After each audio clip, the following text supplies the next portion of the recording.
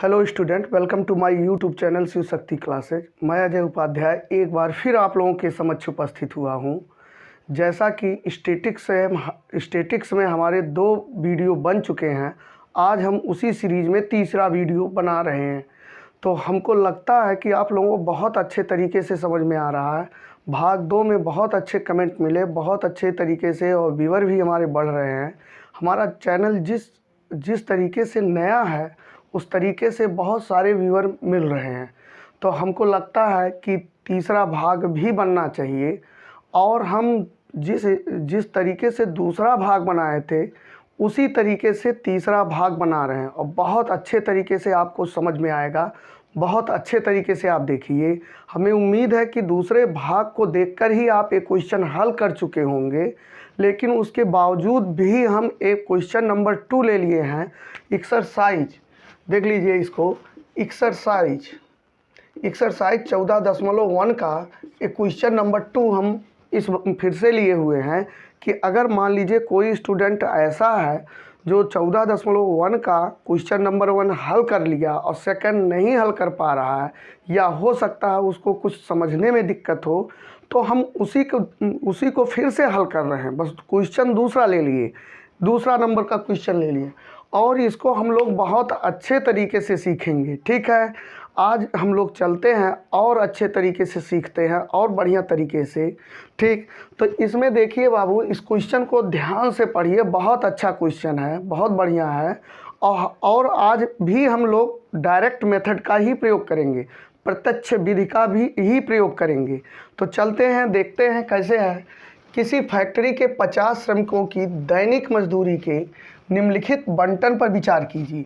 ठीक है, किसी फैक्ट्री के 50 श्रमिकों की, तो ध्यान दीजिए ये 50 श्रमिकों हैं, श्रमिकों की संख्या 50 है। ठीक है, अभी इनको आप देखिए, बहुत अच्छे तरीके से समझ में आएगा। फिर दैनिक मजदूरी के निम्नलिखित बंटन पर, बंटन का मतलब होता है वितरण, हमेशा याद रखिए। बंटन का मतलब होता है वितरण। जैसे बटा हुआ है, इतने से इतने के बीच में 12 लोग हैं, 120 से 140 के बीच में 14 लोग हैं, 140 से 160 के बीच में 8 लोग हैं। यही चीज़िया बंटन कहा जाता है। ठीक है, अब देखिए 100 से 120 के बीच में कितने लोग हैं? 12 लोग हैं। जैसे मान लीजिए बंटन का मतलब और अच्छे तरीके से अगर आप समझ सकते हैं, मान लीजिए कोई पेपर हुआ और कुल उसका पूर्णांक 100 नंबर था। अब उसी में देख लीजिए आप कि अगर उसमें हमको बंटन बनाना है तो बड़े आराम से बना सकते हैं। 100 नंबर का पेपर हुआ और बहुत सारे छात्रों ने दिया, तो हम ऐसे लिखेंगे 0 से लेकर 10 तक के बीच में कितने नंबर पाए। ठीक है, 0 से लेकर 10 तक कितने लोग नंबर पाए। फिर उसके बाद हम लिखेंगे 10 से 20 तक कितने लोग नंबर पाए। फिर लिखेंगे 20 से 30 तक कितने लोग नंबर पाए।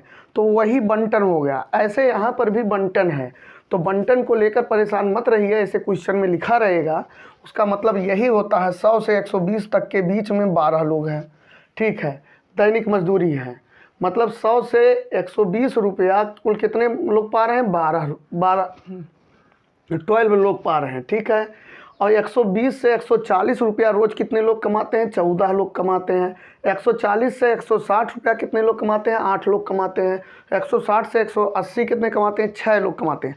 यही बंटन है। आ गया समझ में? तो इन्होंने कहा निम्नलिखित बंटन पर विचार कीजिए। ठीक, एक उपयुक्त विधि का प्रयोग करते हुए इस फैक्ट्री के श्रमिकों की माध्य दैनिक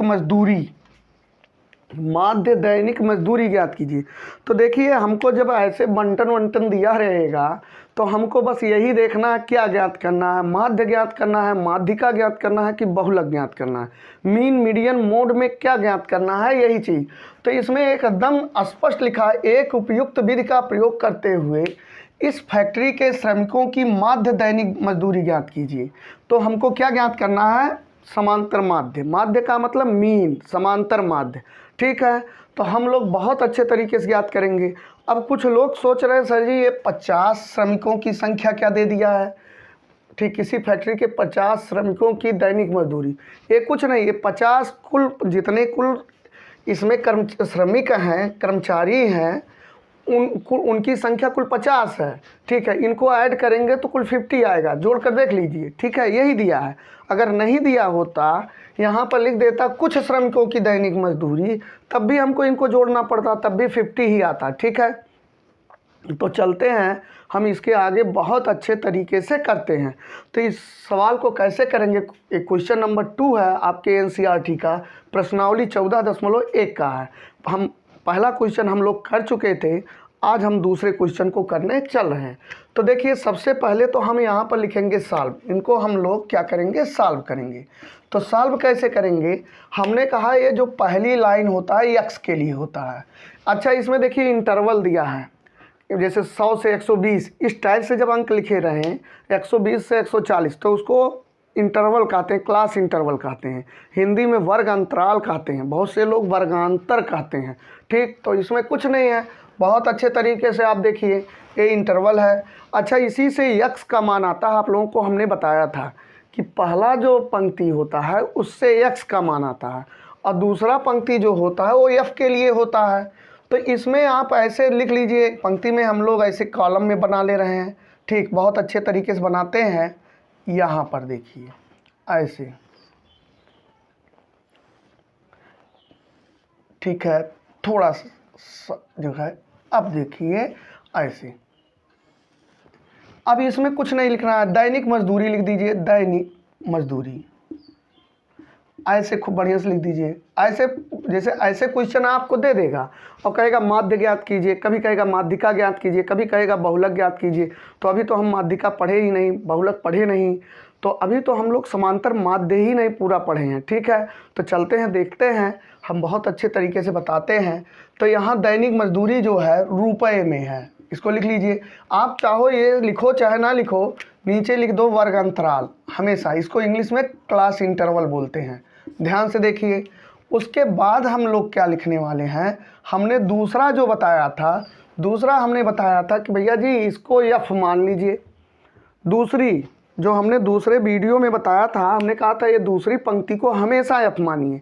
ये चाहे जिस चैप्टर को आप पढ़िए, पूरे स्टैटिक्स में और कभी भी पढ़िए, तो पूरे स्टैटिक्स में जो दूसरी पंक्ति है ये f माना जाएगा, ठीक है। इसी को f को बारंबारता कहते हैं, बारंबारता को अंग्रेजी में फ्रीक्वेंसी कहते हैं। तो हम यहाँ ऊपर श्रमिकों की संख्या तो लिख दे रहे हैं, श्रमिकों की संख्या, ठीक है। ध्यान से देखिए, बहुत अच्छे तरीके से देखिए। अब इसको क्या लिख देंगे, f लिख देंगे, बहुत अच्छा।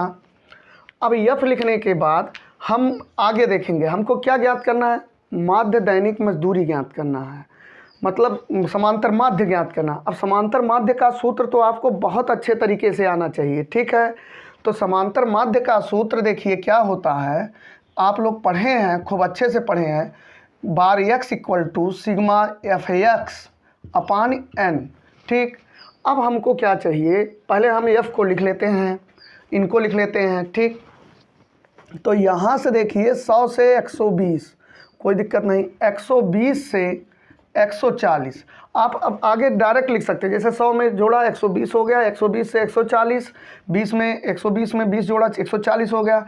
अब ऐसे लिख सकते हो 140 से 160, 160 से 180, 180 से 200। हम देखते हैं कहाँ तक लिखा है, बस इतना ही लिखा है, ठीक, बहुत सही, हम लोग बहुत अच्छे तरीके से लिख लिए।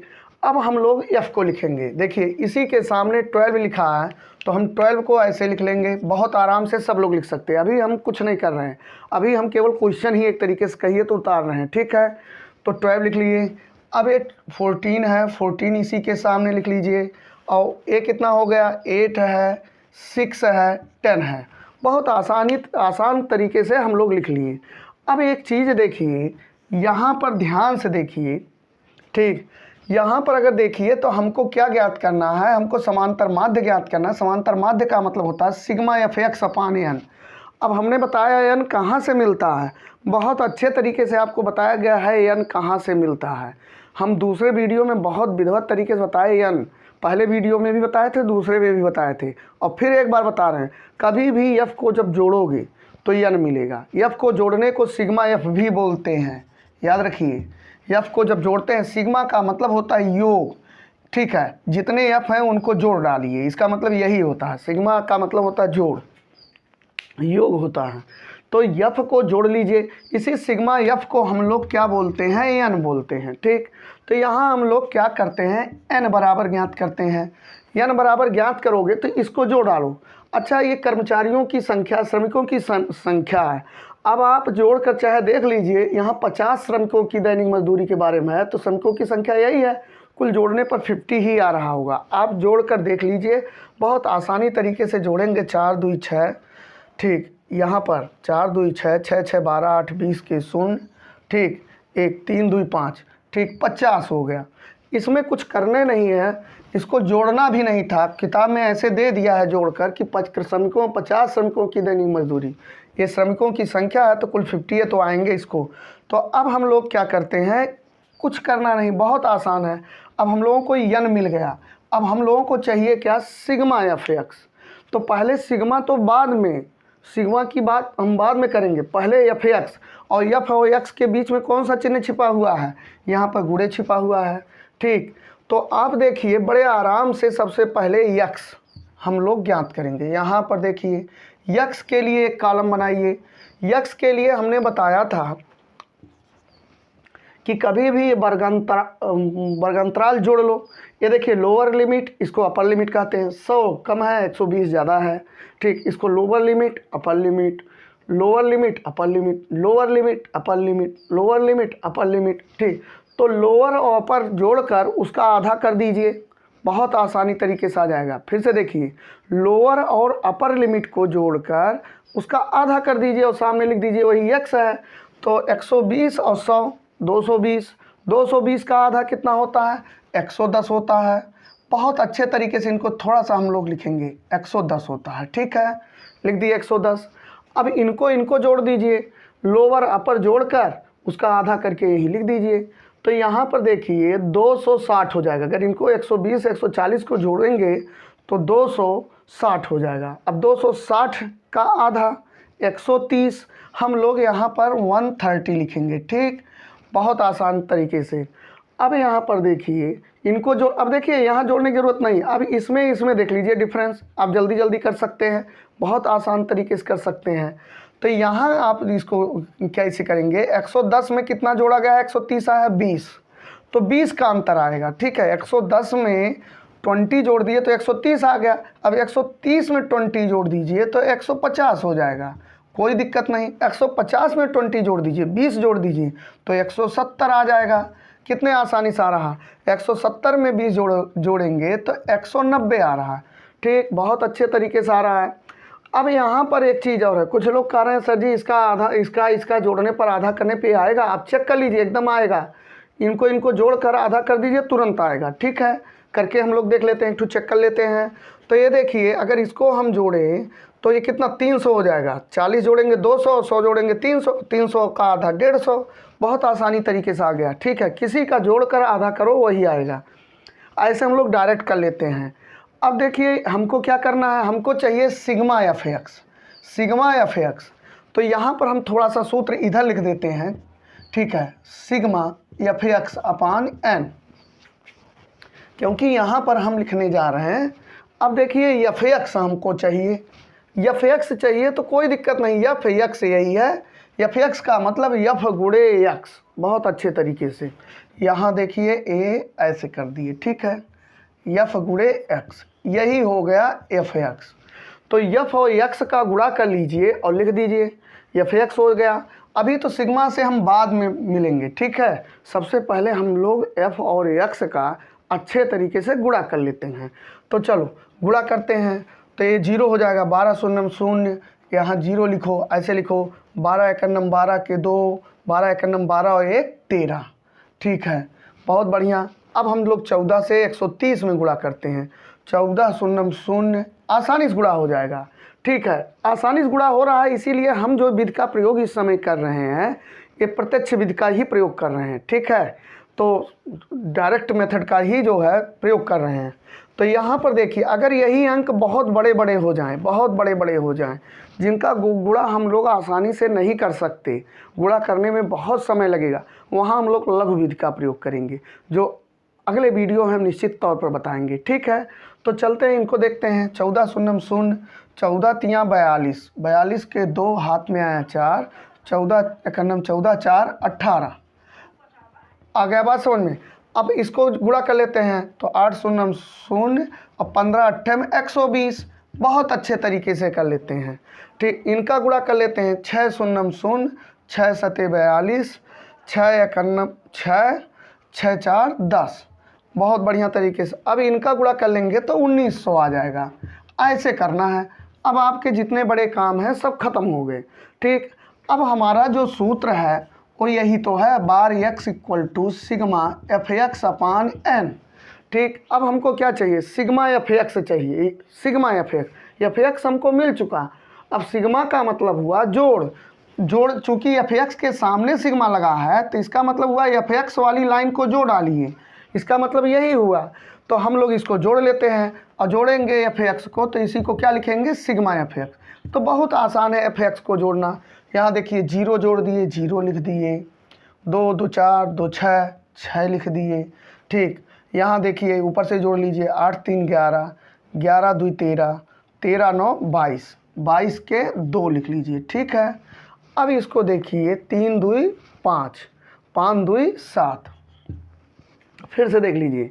देखिए जोड़ हमारा सही है कि नहीं है, बहुत बढ़िया। 8 3 11, 11 2 13, 13 9 22, 13 9 22, और देखिए 3 2 5 2 7, बहुत बढ़िया। अब देखिए हमारे पास अब यन हो गया, सिग्मा एफ एक्स हो गया। क्या दिक्कत है भाई, अब तो केवल मान रखना है। एकदम पका पकाया मटेरियल मिल गया हमको।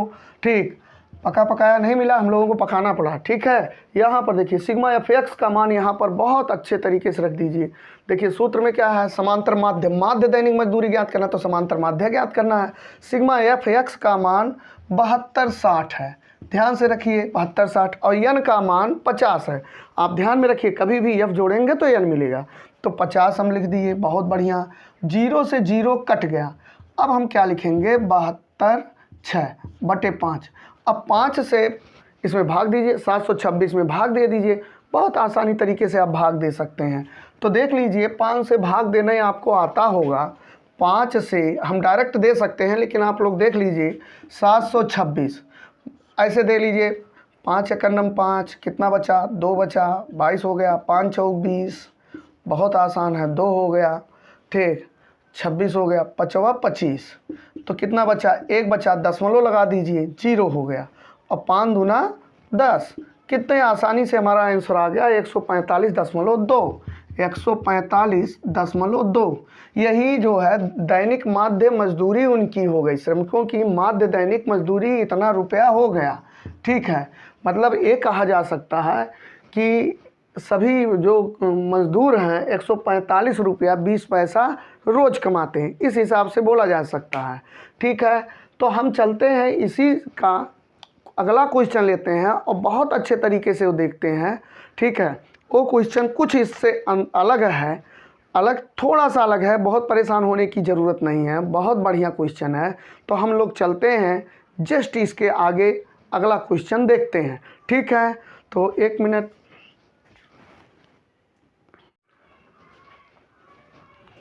तो देखिए इसी प्रश्नावली का क्वेश्चन नंबर 3 हमने लिया। अब हम इस क्वेश्चन को देखते हैं। ये क्वेश्चन पिछले दोनों क्वेश्चन से थोड़ा सा डिफर है, करना कुछ नहीं है, प्रक्रिया सब कुछ वही है, बस थोड़ा सा इसमें डिफर है। ठीक, इसको हम एक बार पढ़ते हैं। इसमें लिखा है निम्नलिखित बंटन, बंटन माने यही जो वितरण है। ठीक है, एक मोहल्ले, निम्नलिखित बंटन एक मोहल्ले के बच्चों के दैनिक जेब खर्च दर्शाता है। माध्य जेब खर्च रुपया 18 है, माध्य जेब खर्च रुपया 18 है, मतलब माध्य दे दिया 18 रुपया। ठीक है, लुप्त बारंबारता एफ ज्ञात कीजिए, लुप्त बारंबारता एफ ज्ञात करना है। इसमें देखिए ये माध्य हमको दे दिया। इस क्वेश्चन में क्या किया है, हर क्वेश्चन में माध्य पूछता था, इस क्वेश्चन में उसने माध्य हमको दे दिया है और हमसे पूछ रहा है एफ का मान, बारंबारता का मान पूछ रहा है। तो हम लोग माध्य जब दे दिया तो माध्य को यहीं लिख लेते हैं। माध्य को किससे व्यक्त करते हैं, बार एक्स से, कोई यम से चाहे तो यम से भी व्यक्त कर सकता है। ठीक है, तो यहाँ पर देखिए माध्य जेब खर्च रुपया 18 है, तो 18 रुपया जो है माध्य जेब खर्च है। और क्या ज्ञात करना है, लुप्त बारंबारता यफ ज्ञात कीजिए। यफ देखिए यहाँ बीच में दे दिया, यफ का मान ज्ञात करना है, ठीक है। बीच में जो यफ है उसी को हमको बताना है, तो हम लोग एफ लिख देते हैं। और ये देखिए क्वेश्चन मार्क है, एक क्वेश्चन मार्क है कि यही हमको ज्ञात करना है। तो हमको दिया क्या, 12x 18 दे दिया। और क्या ज्ञात करना है, यफ ज्ञात करना है। तो हम कैसे करेंगे इसको, सेम वैसे करेंगे जैसे हम लोग लिख रहे थे, ऐसे पहले लिखेंगे। सबसे पहला कॉलम बनाएंगे, सबसे पहले कॉलम में। अच्छा ये एक चीज़ और है, कॉलम तो बनाते हैं, जैसे क्वेश्चन नंबर 2 में तो हमने आपको दिखाया नहीं चेक करके, लेकिन वो सही था। सबसे पहले क्वेश्चन लगाने से पहले हमको ये भी चेक करना होता है कि यहाँ से देखिए 11 से 13 है, फिर 13 पर समाप्त हुआ, तो 13 से स्टार्ट हो रहा है कि नहीं हो रहा। 13 से 15, 15 पर समाप्त हुआ, फिर 15 से स्टार्ट हुआ, 17 पर समाप्त हुआ, फिर 17 से स्टार्ट हुआ। अगर ये प्रक्रिया सही है तो हमको वर्गांतराल में कोई चेंजिंग करने की ज़रूरत नहीं है। लेकिन कभी कभी किसी किसी क्वेश्चन में क्या होता है, ये प्रक्रिया नहीं रहती इस टाइप से, तो इस टाइप से जब नहीं रहेगी तो वहाँ पर हम लोग चेंज करेंगे। तो ऐसा जब क्वेश्चन सामने आएगा तो बिल्कुल हम आपको उन विधियों को बताएंगे कि कैसे हम करते हैं। तो पहले इसको देखते हैं, यहाँ पर कोई समस्या नहीं है, ठीक। तो इनको हम लोग बहुत अच्छे तरीके से, बहुत व्यवस्थित तरीके से देखते हैं। तो यहाँ पर देखिए, आप लिख लीजिए दैनिक जेब भत्ता, हमने दैनिक जेब भत्ता लिख लिए। हालांकि इसको हम लोग क्या बोले थे, हम लोग इसी को वर्ग अंतराल भी लिख लेते हैं, वर्ग अंतराल। पहला जो पंक्ति होता है वो वर्ग अंतराल होता है, और दूसरा पंक्ति क्या होता है, आप लोग खूब अच्छे तरीके से अगर आप वीडियो देख रहे हैं शुरू से, तो निश्चित तौर पर दूसरा पंक्ति को आप क्या लिखेंगे, एफ लिखेंगे। तो हम यहाँ पर पहले बच्चों की संख्या लिख देते हैं, बच्चों की संख्या। तो बच्चों की संख्या, ठीक है। अब आप इसी में क्या कर दीजिए, एफ लिख दीजिए।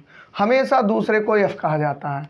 अब हम चलते हैं, पहले इनको लिखते हैं। 11 से 13, ध्यान से, 13 से 15, 13 से 15, 15 से 17, 15 से 17, 17 से 19, 17 से 19, 19 से 21 और 21 से 23, यहाँ पर लिखिए, और 23 से 25। तो हम लोग इसी को बहुत अच्छे तरीके से लिखते हैं। अब चलते हैं, हम यफ के मान को लिखते हैं। तो यफ के मान को हम इससे लिखते हैं, यहाँ पर इनको भी लिखते हैं। 7 लिख दिए, 7, 6, 9, 13, ठीक। और यहाँ पर देख लीजिए यफ दे दिया है, अंक गणित का अंक न देकर यफ दे दिया है। और यहाँ पर लिख दिया 5, और यहाँ पर लिख दिया 4 लिख दिया, ठीक है। अभी इसमें कुछ करना नहीं है, एकदम बहुत अच्छे तरीके से आप देखते जाइए। तो सबसे पहले हमको क्या ज्ञात करना है, इसी f का मान ज्ञात करना है।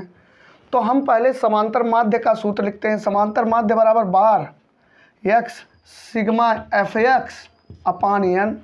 तो n का मान कहाँ मिलता है, जब हम कभी f को जोड़ते हैं तो n बराबर मिल जाता है, ठीक है। तो हम यहाँ n बराबर ज्ञात करते हैं, n बराबर। अब f को जोड़िए, लेकिन अब एक समस्या है, f को जब जोड़ेंगे तो बीच में बीजगणित का अंक आ जा रहा है, f आ जा रहा है, ठीक, अननोन नंबर आ जा रहा है। तो इसको हम कैसे ऐड करेंगे, तो हम ऐसे पूरा ऐड कर लेंगे, जितने ब्लैक कलर से लिखे हैं ऐड कर लेंगे, f को बाद में जोड़ते हैं। देखिए 1 मिनट हमारे साथ आप जोड़िए, ठीक है। तो यहाँ पर देखिए 7 6 13, 13 दूनी 26, 26 और 9 35, 35 और 5 40, 4 44। पहले हमें जितने ब्लैक अंक हैं इनको जोड़ लेते हैं, ठीक। इनको हम जोड़ेंगे तो 44 आएगा। तो यहाँ पर लिख देते हैं 44, ठीक। जोड़ना तो इनको भी था, इस एफ को भी था, तो इनको तो अंकगणित में से जोड़ा नहीं जा सकता, तो इसको प्लस एफ करके लिख देंगे, ठीक है। लिखना तो पड़ेगा आपको, कोई दिक्कत नहीं। इसको भी जोड़ना है तो प्लस एफ लिख दिए, हो गया जोड़, कोई दिक्कत नहीं। अब यहाँ पर हम लोग क्या ज्ञात करेंगे, देखिए यन का मान हमको मिल गया। अब हमको चाहिए एफ गुणे एक्स, तो यक्स तो हमारे पास है नहीं, यक्स का मान कैसे ज्ञात करेंगे। तो यक्स के मान को ज्ञात करने के लिए हमने बहुत अच्छे तरीके से आपको बताया है, बहुत बढ़िया तरीके से। आप इसको ऐड कर लीजिए, आधा करके यहाँ लिख दीजिए, इसको जोड़िए। यहाँ देखिए, इसको 11 और 13 को जोड़िए और जोड़कर आधा कर दीजिए। तो यहाँ पर 13, 14, 10, 24, 24 का आधा कितना हो गया, 12 हो गया। ठीक है, अब 15 और 13, 15 और 13 28, 28 का आधा कितना हो गया, 14 हो गया। अब देखिए, आप हर बार जोड़कर आधा करने की ज़रूरत नहीं है। आपको ऐसा करना चाहोगे तो भी आएगा, नहीं तो जल्दी जल्दी करना चाहते हो तो बहुत अच्छे तरीके से 12 और 14 को देखिए ध्यान से। 12 और 14 के बीच में कितने अंक का अंतर है, 2 अंक बढ़ के आया है। 12 में 2 जोड़ा गया है 14, तो 14 में 2 जोड़ेंगे 16, इसी के सीध में लिख दीजिए। 16 में 2 जोड़ेंगे 18, 18 में 2 जोड़ेंगे 20, 20 में 2 जोड़ेंगे 22, 22 में 2 जोड़ेंगे 24। तो देखिए कितने अच्छे तरीके से हम लोग जो ऐसे कर ले गए। अब किसी का आप जोड़ कर आधा कर लीजिए ना, तो वही आएगा, गलत नहीं आएगा। जैसे 19 और 21, 40, 40 का आधा 20, देखिए सेम आ जा रहा। किसी का जोड़कर आप आधा करेंगे तो यही आ रहा होगा। ठीक, तो ऐसे हम लोग जल्दी जल्दी परीक्षा में कर लेते हैं।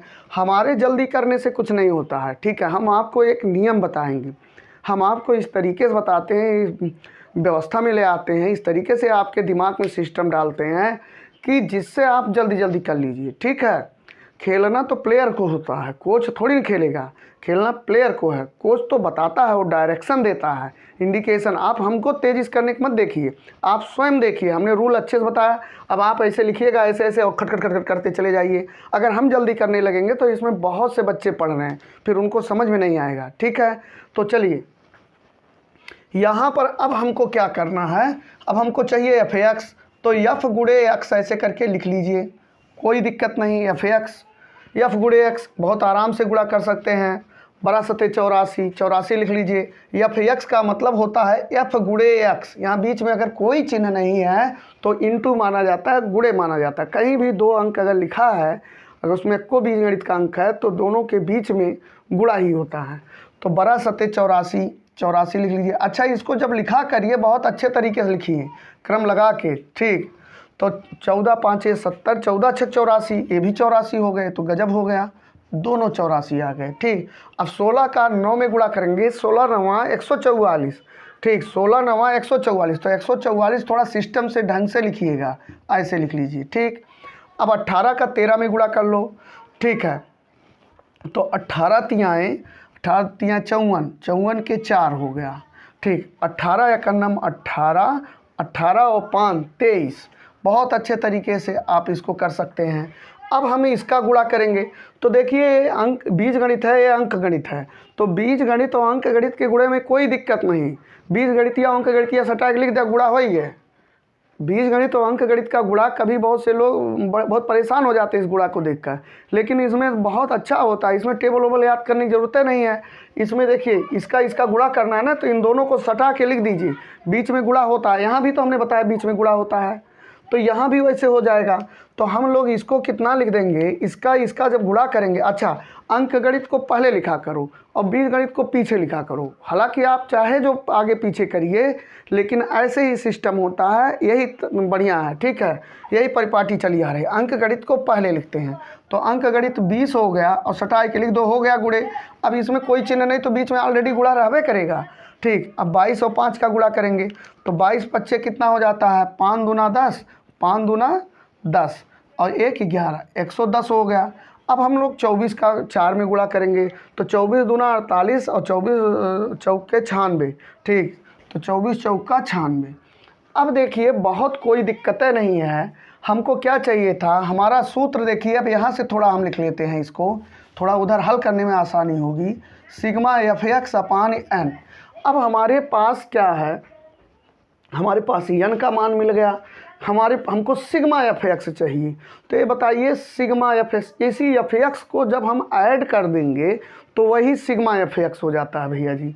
तो बस ऐड कर दीजिए। सिग्मा एफ एक्स बराबर क्या होगा, यहाँ पर देखिए नीचे लिख लेते हैं।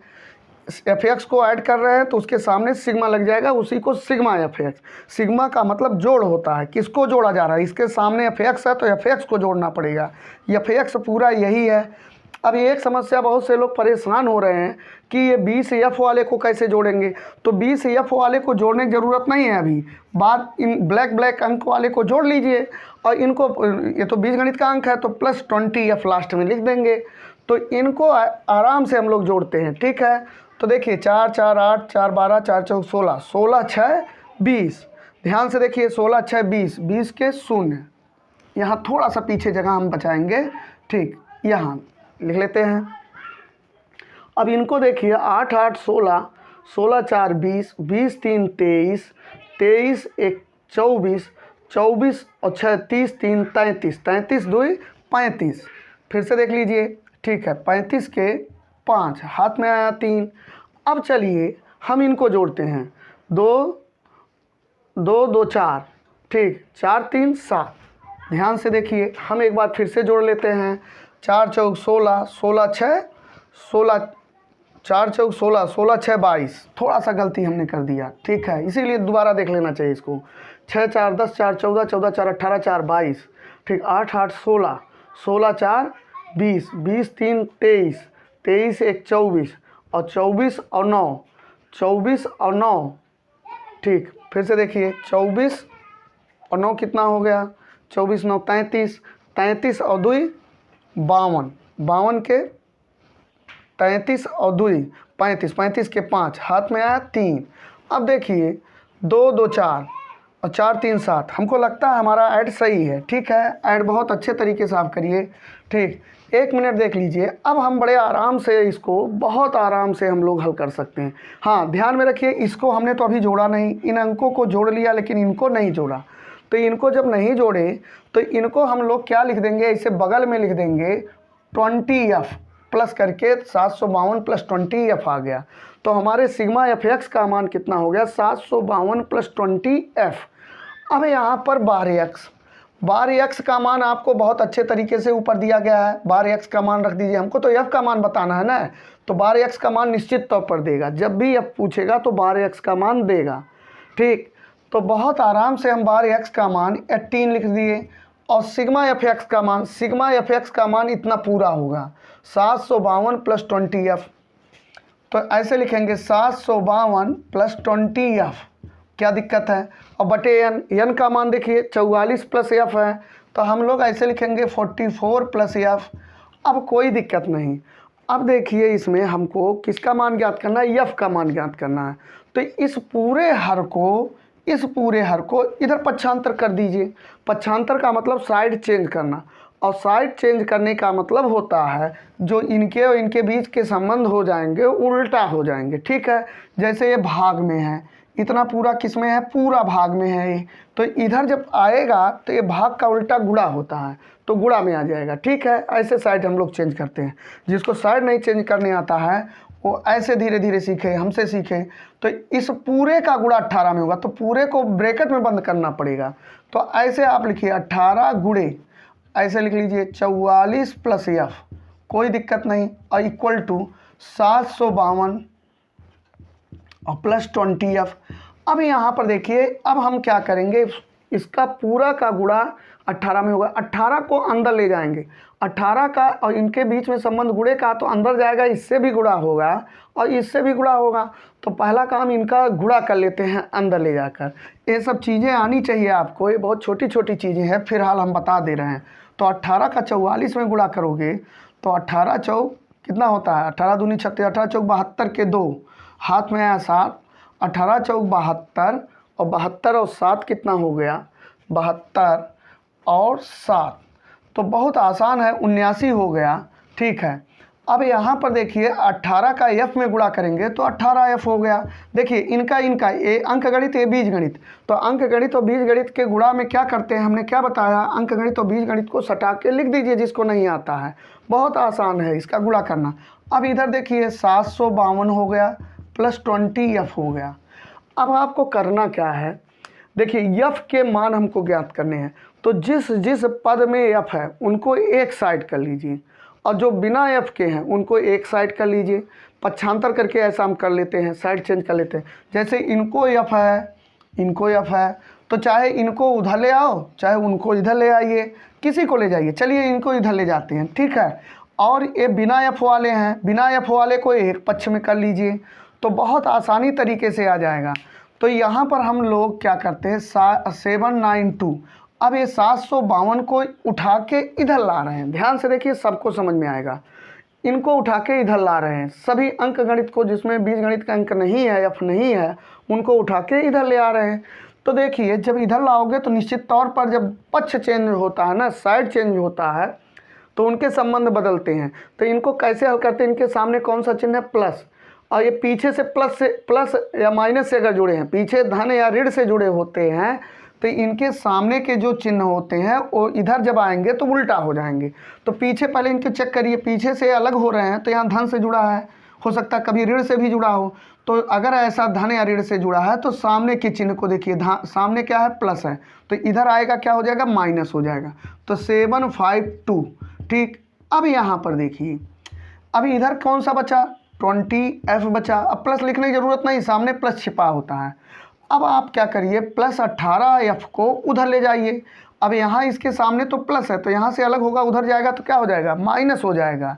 संबंध उल्टा हो जाएंगे। जब बराबर के उस पार कोई अंक जाता है या इस पार आता है तो संबंध उल्टा हो जाते हैं, चिन्ह उल्टा हो जाता है। तो धन है, इधर क्या हो जाएगा, 18F हो गया। बहुत अच्छे तरीके से। अब आप इसमें से घटा दीजिए, तो घटाएंगे तो कितना बचेगा, 0 बचा, 9 में से 5 गया, 4 बचा, बस 40 हो गया। अब 20F में से 18F घटाना है। बहुत से लोग ऐसे F देख लेते हैं जिनका बेसिक बहुत कमज़ोर होता है, वो देख लेते हैं, उनका सांस फूलने लगता है कि कितना आएगा। आप F को छोड़िए। चलिए मान लीजिए आपके पास 20 टॉफ़ी था, टॉफ़ी तो घटा सकते हैं, उसमें से 18 टॉफ़ी खा गए, ठीक, माने घट गया।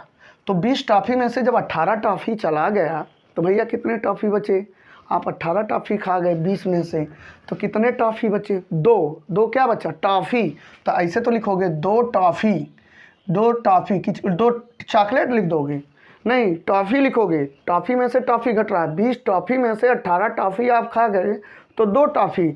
ऐसे ही बीजगणित में चलता है। 20F में से 18F गया तो कितने F बचेंगे, 2F बचा। बहुत सही। अब आपको ज्ञात क्या करना है, F बराबर, तो F को अकेले करना है। तो F बराबर माने F अकेले रहे एक साइडिया में, तो यहाँ F के साथ गुणे में 2 लगा हुआ है, तो 2 को आप इधर खदेड़ दीजिए, इधर पहुँचा दीजिए। तो इधर देखिए 40/2 हो जाएगा, F हो गया। यह इधर गुणे में जब था तो इधर आएगा तो संबंध उल्टा होगा, गुणा का उल्टा भाग होता है, तुरंत आप भाग कर दीजिए। अब इनसे आप काट दीजिए, 2 दूना 4। तो आपका जो आ गया आंसर 20 बराबर F, या यहाँ पर हम लिख ले रहे हैं F बराबर 20। तो देखिए बहुत अच्छे तरीके से आपने इसको निकाल दिया, आपका आंसर आ गया, बहुत अच्छे तरीके से आ गया।